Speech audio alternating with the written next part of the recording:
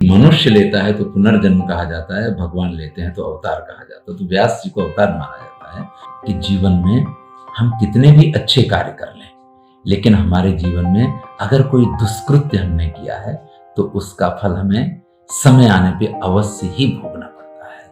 यानी ये कोई नई शोध नहीं है, कुछ नया नहीं है। मैं तो यही कहता हूँ, ये न भारते तन्न भारते, जो महाभारत में नहीं है वो विश्व में कहीं आपको मिलेगा। पराशर ऋषि के पुत्र व्यास को जन्म देने के बाद भी मत्स्यगंधा जो है वो कन्या भाव में रहती है। तो क्षीणे पुण्य मर्त्य लोके विसंति, कि प्रेम में पड़ा हुआ व्यक्ति उसके परिणामों की चिंता नहीं करता है। आज से तुम्हारे शरीर में से मछली की गंध नहीं आएगी, पर एक बहुत ही अनुपम सुगंध आएगी, और ये सुगंध भी योजन तक फैलेगी। मैं तो कहता हूं धन्य है शांतनु, ऐसे प्रेमी को भी मैं नमन करता हूं।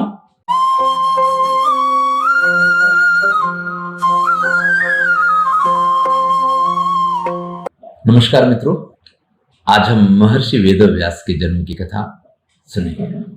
उपरिचर पुत्री मत्स्यगंधा दास ने जिसका लालन पालन किया है, नदी में पराशर ऋषि को ठीक से ना नहीं कह पाती है और पराशर ऋषि से उसका शारीरिक संबंध बनता है। महाभारत में स्वयं महर्षि वेदव्यास ने लिखा है, पाराशरेण संयुक्तो सद्यो गर्भ शुशावसा जग्ने च यमुना द्वीपे पाराशर्यस वीर्यवान।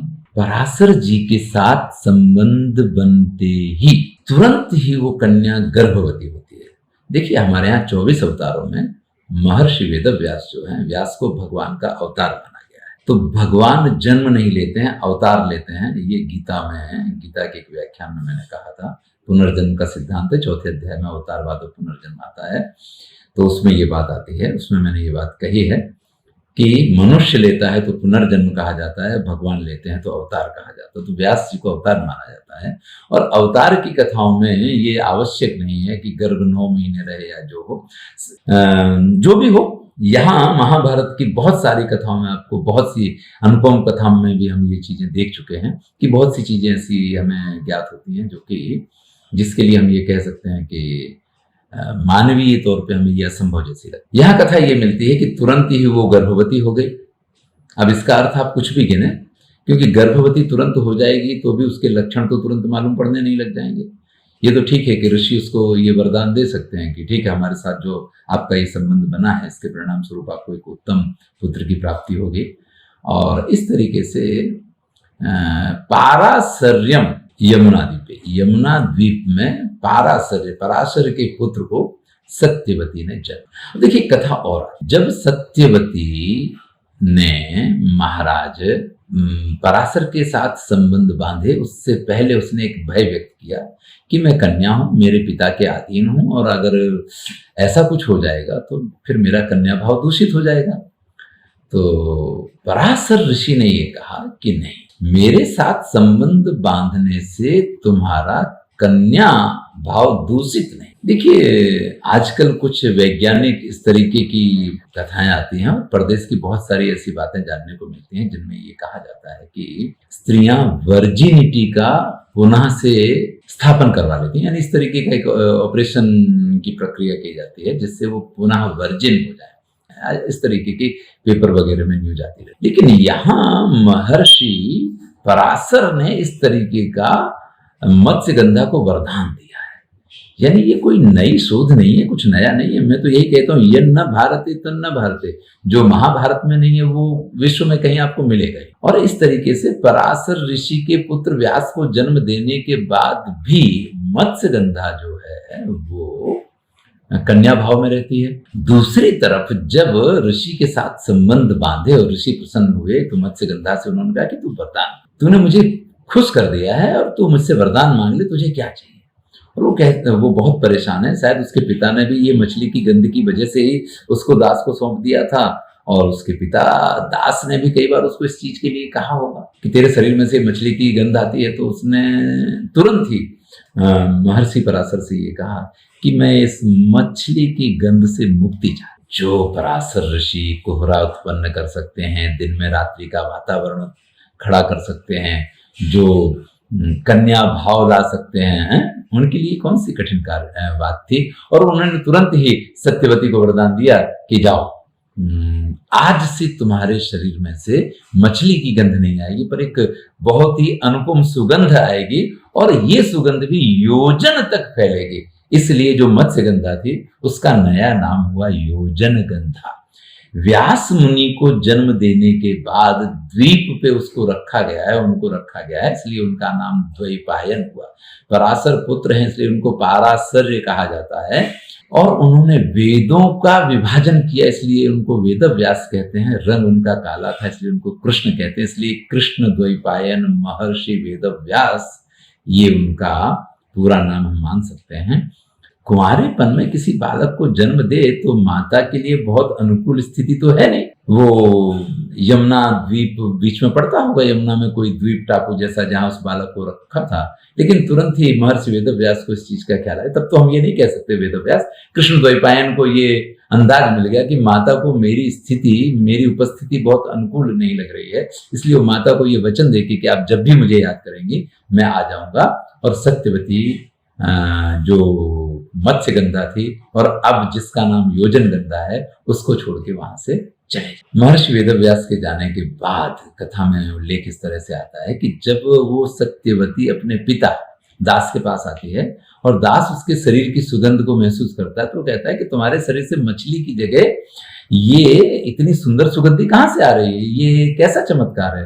तो बताती है कि पराशर ऋषि नाव में बैठे थे और उनके वरदान से ये चीज प्राप्त हुई है।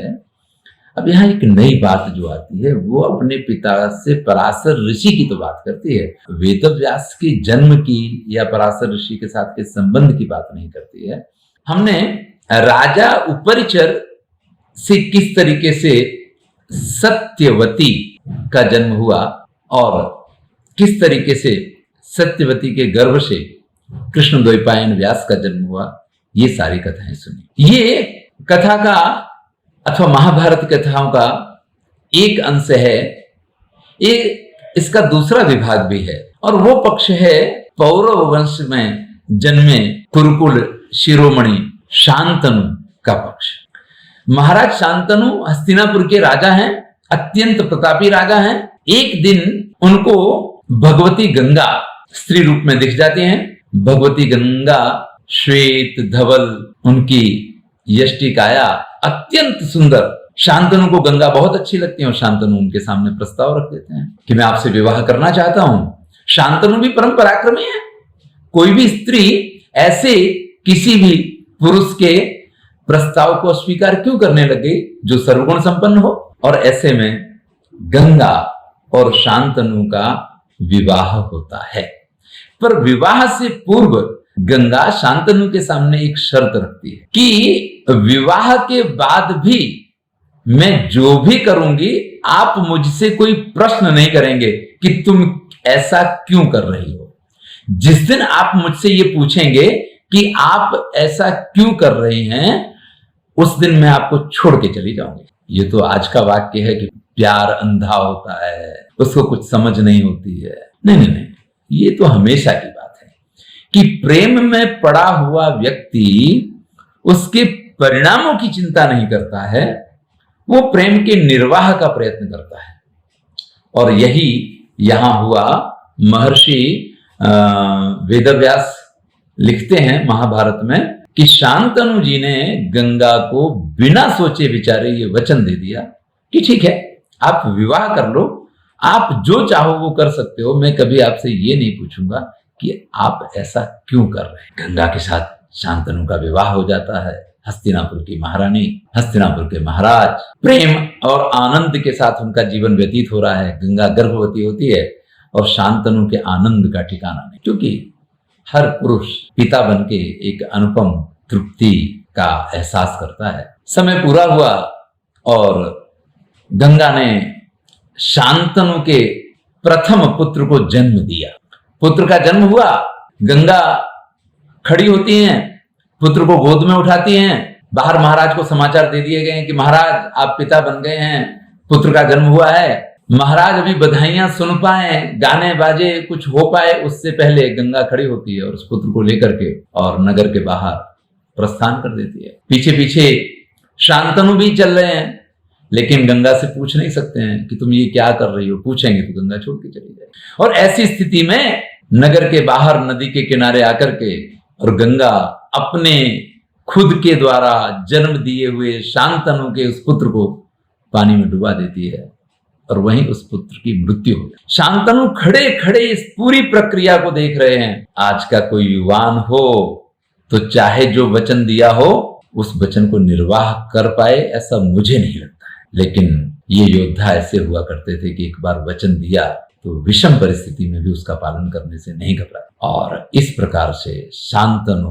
पिता बनने से पहले ही फिर से मात्र गंगा के पति रह गए और उनका पुत्र उन्हें प्राप्त न। जब ये निर्णय कर लिया गया कि गंगा से किसी प्रश्न का सवाल ही उत्पन्न नहीं होता, कि कोई प्रश्न पूछा ही नहीं जाएगा, तो फिर ये भी स्वीकार कर लेना पड़ेगा कि वो जो कुछ करेगी वो मुझे मान्य रखना रहेगा। इस प्रकार से शांतनु उस बात को भूल जाते हैं और फिर से गंगा गर्भवती होती है, फिर से बालक का जन्म होता है, फिर से बधाइयों के लिए दासियां महाराज के पास जाती हैं, महाराज को बधाइयां दी जाती हैं कि आप पिता बन गए हैं, पुत्र का जन्म हुआ है। महाराज शांतनु फिर से अपने पुत्र का मुख देखने के लिए उधर बढ़ते हैं और गंगा फिर से वही प्रक्रिया दोहराती है। उसी प्रकार से जाकर के नदी में डुबा के शांतनु पीछे खड़े खड़े देखते रहते हैं, बालक को मारते हैं। और ऐसा एक बार, दो बार, तीन बार, चार बार, सात बार ये घटना घटित हुई। मैं तो कहता हूं धन्य है शांतनु। ऐसे प्रेमी को भी मैं नमन करता हूं, ऐसे वचन देने वाले राजा को भी मैं नमन करता हूं, और इतने धैर्यवान पति और पुरुष को भी मैं नमन करता हूं। 8वीं बार गंगा गर्भवती हुई, बालक का जन्म हुआ, वही बधाइयां, वही प्रक्रिया फिर से शुरू हुई। गंगा पुत्र को लेके नदी किनारे पहुंचती है, शांतनु उसके पीछे पीछे हैं, लेकिन आज शांतनु का धैर्य छूट गया और गंगा जैसे ही नदी में बालक को डुबाना चाहती है, वैसे ही शांतनु कहते हैं गंगा ये क्या है, एक बार, दो बार, तुम 7 बार मेरे साथ ये कर चुकी हो। मैं अपने पुत्र का मुंह देखने के लिए तड़प रहा हूं, मैं कितना व्याकुल हूं अपने पुत्र को अपनी गोद में खिलाने के लिए, और तुम हर बार ऐसा क्यों करती हो मेरे साथ? तुम मेरे किस कर्म की सजा मुझे दे रही हो? माता गंगा उस बालक को नदी में नहीं डुबोती है और शांतनु से कहती है कि मैं आपके किसी कर्म की सजा आपको नहीं दे रही, पर आपकी जो संतानें उत्पन्न हुई उनके कर्मों की सजा उनको दे रही हूं। ये जो आपके 8 पुत्र हुए, ये वास्तव में देवगण में से जो 8 वसु हैं वो है। अपराध इस 8वें वसु प्रभास ने किया था, जो आपके इस 8वें पुत्र के तौर पे जन्मा है। बाकी के 7 वसुओं की तो कोई गलती ही नहीं थी, लेकिन इसके अपराध के चक्कर में 8 वसुओं को ऋषिवर ने शाप दिया था कि तुम्हें मृत्युलोक में जन्म लेना पड़ेगा, मृत्युलोक के दुख भोगने पड़ेंगे। और इस तरह से आपके यहां इन सब वसुओं का जन्म मेरे गर्भ से हुआ, लेकिन मैंने उन्हें वचन दिया था कि मैं उन्हें इस मृत्युलोक में बहुत पीड़ाएं सहन नहीं करने दूंगी और मृत्युलोक से तुरंत ही उनको विदा कर दूंगी। उन 7 को तो मैं विदा कर पाई, आज इसको भी मैंने विदा कर दिया होता, लेकिन वास्तव में भूल इसी की थी, इसलिए इसको तो विदा होना ही नहीं था, यही विधि का विधान है। तो महाराज आपने पूछा, आपके प्रश्न का जवाब मैंने दे दिया, ये आपका पुत्र है, आपके पुत्र के रूप में रहेगा, लेकिन जैसा मैंने आपसे कहा था आज के बाद मैं आपके साथ नहीं रह पाऊंगी। हाँ, अभी ये बालक बहुत छोटा है, तो इस बालक को मेरे प्यार की जरूरत है, माता के दुलार की जरूरत है, तो अभी मैं इसको लेके जा रही हूं।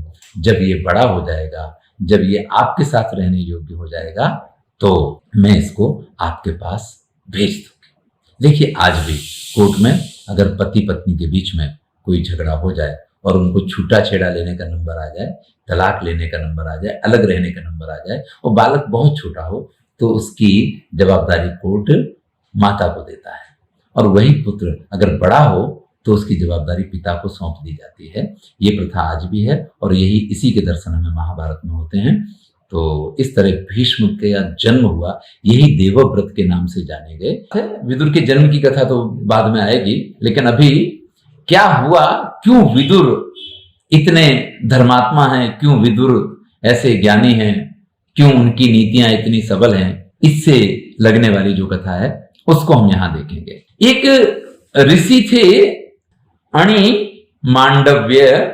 ये ऋषि अत्यंत तेजस्वी, अत्यंत बुद्धिमान, अत्यंत तपस्वी, लेकिन घटनाक्रम कुछ ऐसा हुआ कि किसी चोर ने चोरी की और उस चोरी का आरोप इनके ऊपर लगा, और ये अपनी सफाई दें उससे पहले इनको राजा ने सूली पे चढ़वा दिया, इनको मृत्युदंड मिला। ये उपरिचर राजा की कथा है ऐसा नहीं मैं कह रहा हूं, ये कथा किसी राजा के राज्य की बात है। उस राजा के राज्य में ऐसा हुआ और इनको सूली पे चढ़ा दिया गया। राजा ने तो इनको सूली पे चढ़ा दिया, इनकी मृत्यु हो गई। और ये जब परलोक में धर्मराज के दरबार में पहुंचे तो उन्होंने कहा कि महाराज, मैंने मेरे जीवन में कोई भी पाप कर्म किया हो ऐसा मुझे याद नहीं है। सिर्फ एक बार ऐसा हुआ कि मैंने लकड़ी की एक सीख लेके और एक पक्षी के बच्चे को वो सीख चुभाई थी। उस सीख से, उसकी नोक से उस पक्षी के बच्चे को मैंने बींधा था। ये मेरे बचपन की कथा मुझे याद है। इसके अलावा मुझे एक भी ऐसी घटना याद नहीं आती है कि जिसकी वजह से ये कहा जा सके कि मैंने कोई पाप कर्म किए हैं। लेकिन उसके बाद मैंने इतनी तपस्या की है, मैंने इतनी मेहनत की है, मैंने इतना ज्ञान अर्जित किया है, क्या उसके बाद भी मेरे किए हुए वो कर्म जो हैं वो समाप्त नहीं हुए? उनके पाप फिर भी मेरे भोगने के लिए खड़े रहे? मैं मानता हूं कि ये मेरे साथ बहुत बड़ा अन्याय किया है। आप धर्मराज हैं, लेकिन आपको नहीं मालूम है कि मृत्युलोक की पीड़ाएं कैसी होती हैं। इसलिए मैं आपको शाप देता हूं कि आपको मृत्युलोक में ऐसी स्थिति में जन्म लेना होगा जहां आपको मृत्युलोक की वास्तविक पीड़ाओं को सामना करना। और इस प्रकार से धर्मराज को जो अणि मांडव्य नाम के इन ऋषि ने शाप दिया, उस शाप को सार्थक करने के लिए विदुर के रूप में जो दासी पुत्र हुए धर्मराज ने अवतार लिया, या धर्मराज का वहां पे जन्म हुआ है।